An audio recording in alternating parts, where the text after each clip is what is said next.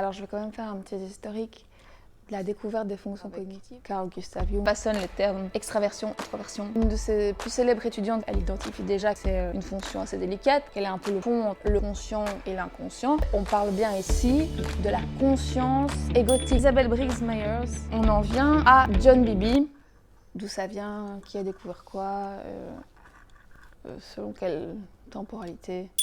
Parce qu'on parle quand même du cerveau des gens, alors... Machine minds and machine hearts. You are not machines. You are not cattle. You are men. You have the love of humanity in your hearts.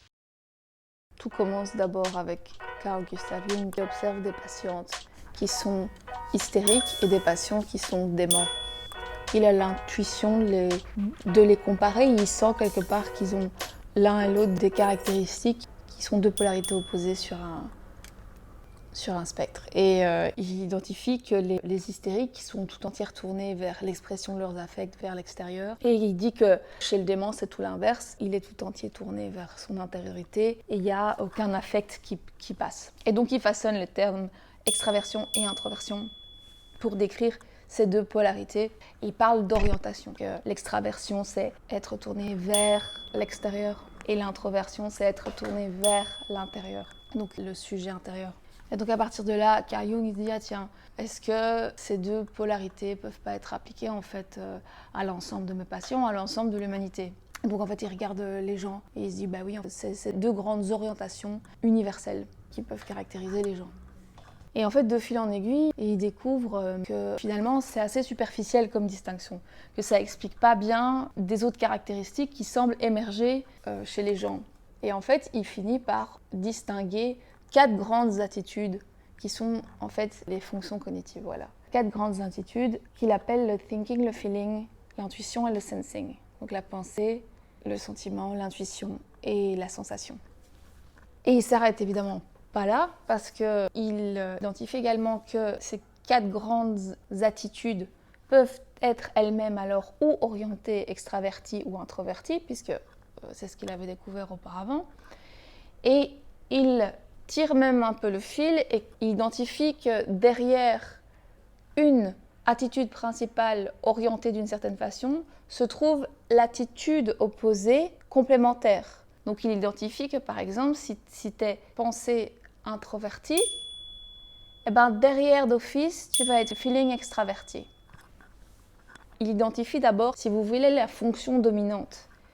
Il identifie déjà qu'elle est en orbite cognitif par compensation avec la fonction opposée. Et en fait, il identifie finalement qu'il y a 4 fonctions chez les gens et qui fonctionnent selon ce tandem-là. Et voilà, ça c'est la base de tout ce dont on parle. Alors il y a une de ses plus célèbres étudiantes qui s'appelle Marie-Louise Van Franz qui écrit dans la foulée un article sur l'usage de la fonction inférieure. Elle identifie déjà que c'est une fonction assez délicate, qu'elle est un peu le pont entre le conscient et l'inconscient. Donc pour rappel, on parle bien ici du coup de la conscience égotique, c'est-à-dire qu'on parle des éléments de la conscience, non pas de toute la psyché, non pas non plus de toute la conscience, mais d'un élément spécifique de la conscience qui est l'ego. Et que Jung appelle d'ailleurs un complexe égotique. Ou la conscience égotique, voilà.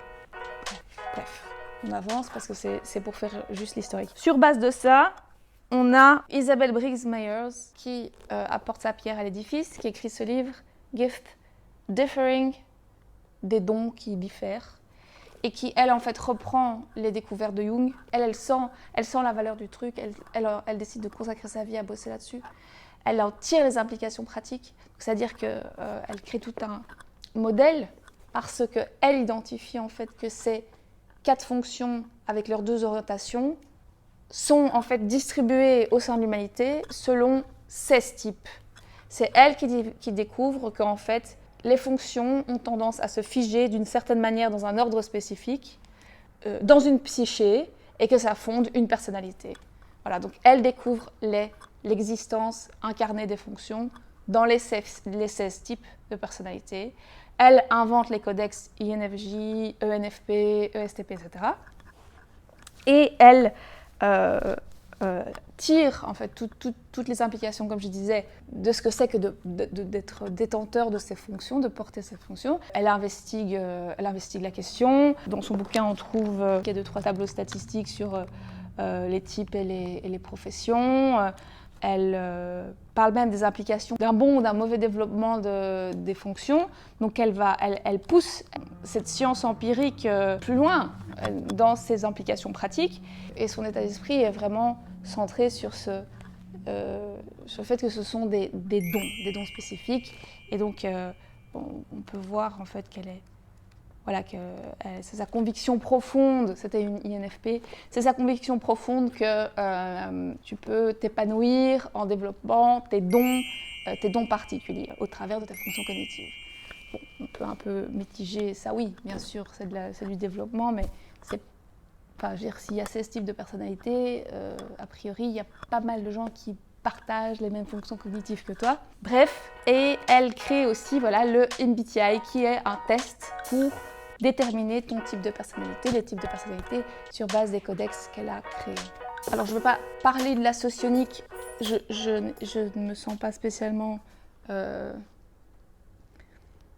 habilitée de le faire, mais bon, c'est une théorie qui existe, qui s'est un peu trompée dans l'usage des fonctions, mais c'est pas grave, c'est intéressant aussi. Mais bon, si vous n'êtes pas au courant, il y a la socionique qui a aussi élaboré sur base de la théorie de Jung. Bref, maintenant on en vient à John Bowlby, qui lui ajoute de la profondeur au modèle, parce qu'il découvre que, en fait, de la même manière qu'est structurée la psyché, eh bien, finalement, on a nos fonctions conscientes et nos fonctions inconscientes. Donc, les 4 fonctions qui avaient été découvertes par Jung et puis après fouillées par Isabelle Briggsmeyer, Bowlby, il les prend, il les fait « Ok, ça va, elles sont là, on a nos types de personnalités, sauf qu'on a aussi une personnalité qui fonctionne en nombre, qui est l'inverse en miroir de notre personnalité. » Ça, c'est une première chose. Donc, on a tous les 8 fonctions. 4 sont dans l'ego conscient, 4 sont dans l'inconscient. Donc, on a moins facilement accès à ces fonctions. Et par ailleurs, on a également une façon spécifique d'utiliser ces fonctions qui peut être décrite par certains archétypes, certains grands archétypes qui sont les archétypes du héros, du parent, de l'enfant, de l'animus et de l'anima pour les 4 premières, et puis du némésis, de la sorcière, du sage, la fonction trickster et enfin le démon.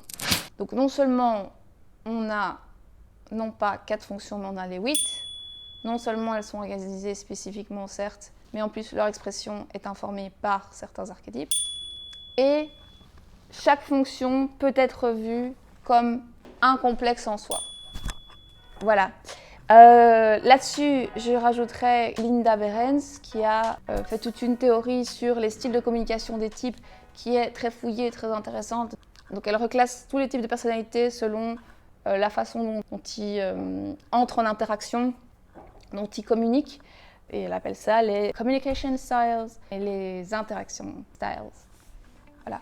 Et alors pour finir, je parlerai de C.S. Joseph qui a apporté sa pierre à l'édifice en identifiant les 4 coins de la personnalité, c'est-à-dire que là maintenant, la boucle est bouclée, on a vraiment, la théorie maintenant correspond vraiment à la structure de la psyché telle qu'en fait identifiée par Jung.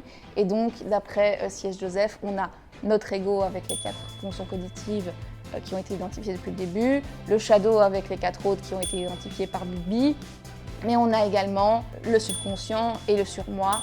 Et donc on a 4 types dans notre psyché. Donc c'est-à-dire c'est un INFJ, tu as ton ego INFJ, ton shadow ENFP, tu as ton surmoi ISTJ et ton subconscient ESTP. Voilà, si tu veux en savoir plus sur le ENFP, je t'invite à regarder ma vidéo sur les fonctions cognitives du ENFP. Et si tu veux en savoir plus sur le placement des fonctions, je t'invite à regarder ma vidéo sur l'intuition introvertie héros, où là je vais en profondeur sur c'est quoi avoir l'intuition introvertie en fonction dominante, et c'est-à-dire informée par l'archétype héros identifié par John Bowlby. Laisse un like si ça t'a plu, si tu veux en savoir plus, abonne-toi à la chaîne et à la prochaine pour d'autres vidéos. People have the power to make this life free and beautiful, to make this life a wonderful adventure. Let us use that power. Let us all unite. Let us fight for a new world.